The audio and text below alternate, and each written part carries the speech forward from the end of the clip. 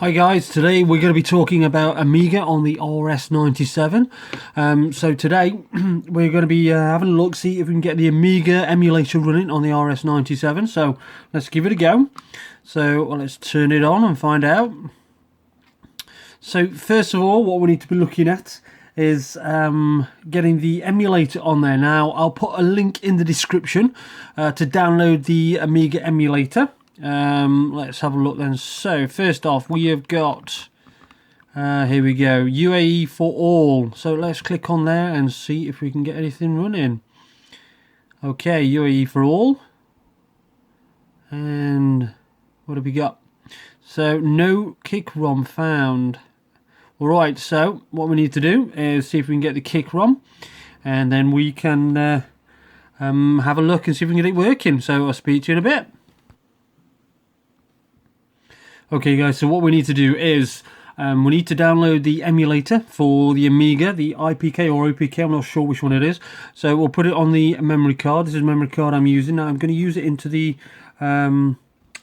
external connection there. So we're going to click that there. Let's put that in, that's fine. Okay, let's turn it on.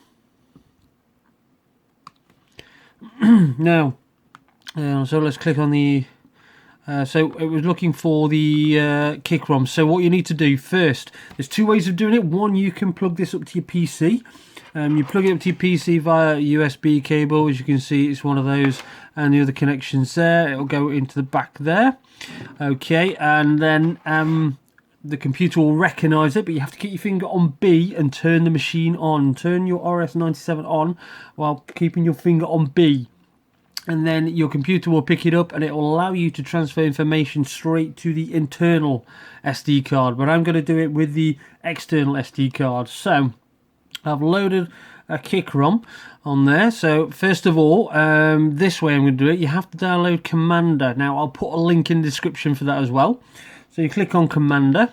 Okay, so we've now installed Commander once again. I'll download the link for the Commander IPK or OPK, and then you just put it onto the SD card via your PC, plug your SD card in, and then you'll install it. How to install it? You press your select and just update your OPK files, really, OPK links. It'll ask you, it'll scan all the OPK links that's on the SD card, and then it should update. So not taking on, there we go, and done. So right, so let's go to Commander. Now we need to be looking for the UAE Amiga file, so it'll be under U. So let's see if we can find this now. And UAE for all we're looking for. There we are, UAE for all. So we'll click on that, and then there's a file, so we can see the config file, but nothing else. So we need to put the BIOS in there. So this is my SD card file. So I haven't put a BIOS folder on there. You can call it what you want, but I like to keep all my BIOSes in there. So we're looking for the kick ROM. So here is the kick ROMs.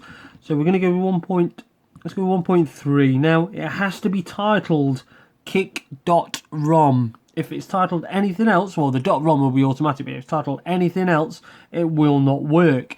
So once we've got that there, we'll click on the X button and we can copy it over to this folder automatically. So just click on A and it will copy it. And there we go, as you can see, it's copied it. Okay, so there we are. Right, so now we're going to cancel out. So if you press Y and quit, and there we go, we can quit out of there. So now let's go over to our Amiga folder. There we are. So the Amiga emulator, we'll click on A to start it up, and this time it should work. Fingers crossed. And there we go, we have it. So now what we're going to do is we're going to load up an image.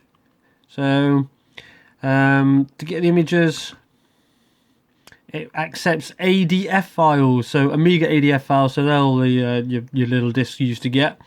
And we're going to do one of my favorites here. We're going to load up, let's have a look now, put several on there. Which one do we fancy? It's going to have to be one thing. And there we go, Turrican. So I've put that into disk 1, so disk 2, we'll put disk 2 in. There we go. And then we'll leave all the settings as they are. And we'll start Amiga.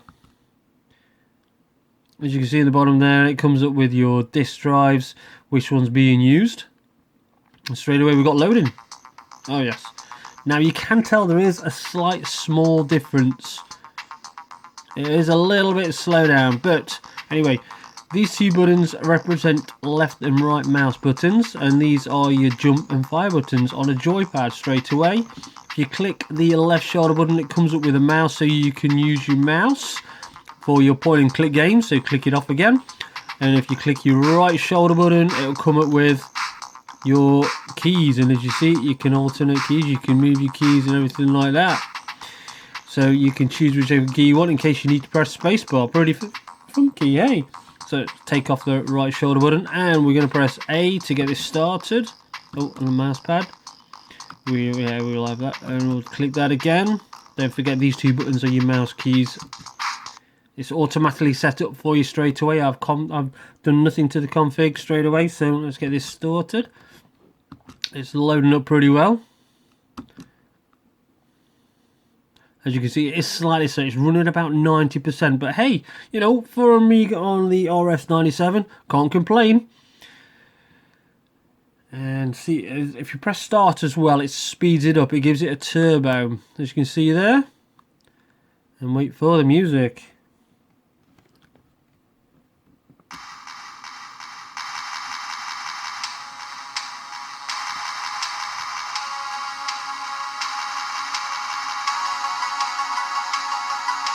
Okay, let's get into it. So don't forget these two are your joypad buttons, 1 and 2. They're automatically configured to these. Also, you don't have to do anything. And we've got an error. Okay. I think that's because I speeded it up. So let's give that another try. This does happen, so I'm glad this happened actually, because then you get to see that it can happen sometimes. I don't think any emulator is 100% perfect.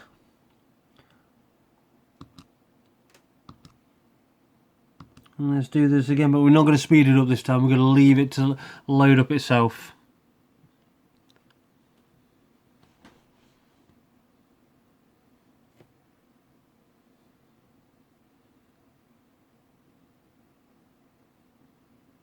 As you can see down here, it's actually telling us the loading time. This is disk drive 1, and this is disk drive 2.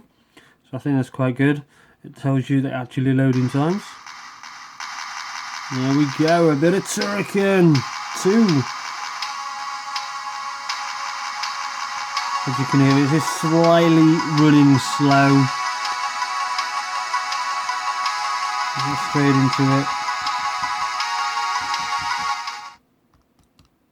And there we go, you see.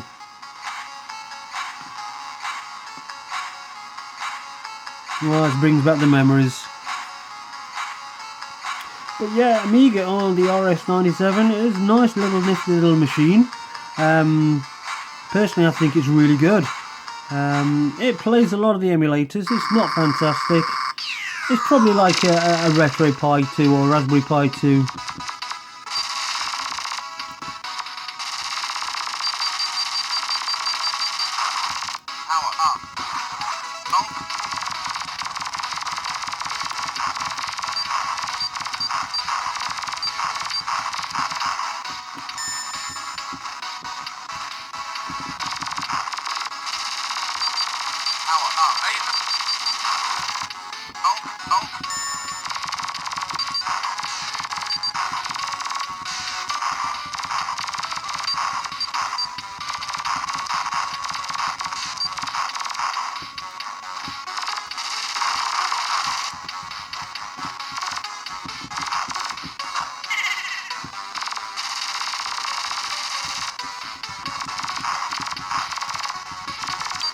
So yeah, that's Turrican. Let's check it out another game. So what we need to do is to press start, select sorry, and this will change things around. So let's now go to put in another disk image. So Let's give it a bit of Toki. Some of them do work, some of them don't work, but a majority of them, I'd say 80% actually did work. So it's turned to Amiga. And as you can see, it started to load up straight away. Let's start the game.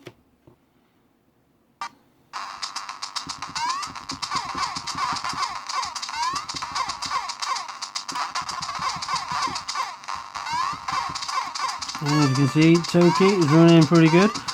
Once again, it's not 100% speed, but it is running at a playable speed.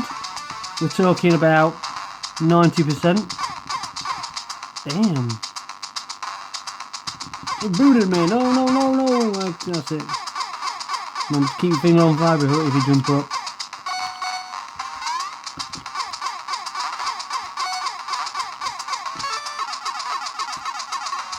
So it's still quite playable. As you can, yeah, this is running about 90% speed.